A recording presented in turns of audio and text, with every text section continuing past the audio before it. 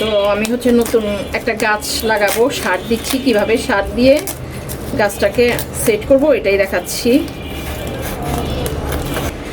At first আমি কিন্তু গাছটাকে যে উঠায় ফেলতেছি, হ্যাঁ উঠিয়ে ফেলছি গাছটাই, যে উঠিয়ে আমি এক সাইডে এভাবে রাখবো। এবার এই মাটিগুলিকে আমি আলাদা করে এভাবে আমি মাটিগুলিকে নিয়ে এগুলির সাথে সার মিক্স করব। এই যে মাটিটার সাথে আমি এই জৈব সারগুলি মিক্স করব।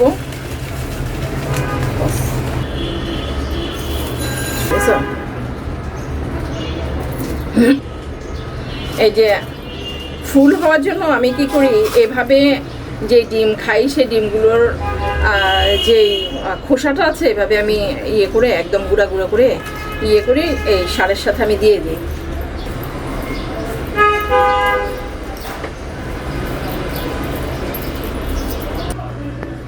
তো আমি ডিমের খোসা, সার আর হচ্ছে যেই মাটিটা ছিল সেটা এভাবে মিক্স করে নিচ্ছি।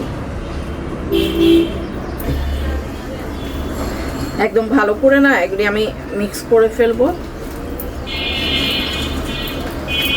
মিক্স করার পর হচ্ছে এভাবে আমি টবে উঠায় ফেলবো।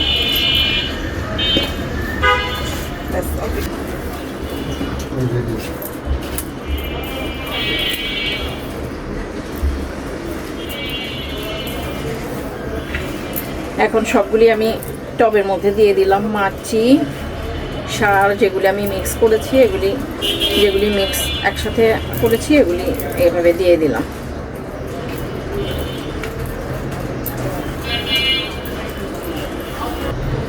তো এবার কি করব, আমি এই গাছটা, তো এখন গাছ লাগানোর জন্য আমি মাটিতে সুন্দর করে একটা সার্কেল মতো একটা স্পেস করে নিচ্ছি। দেন আমি এই গাছটাকে হচ্ছে লাগাবো।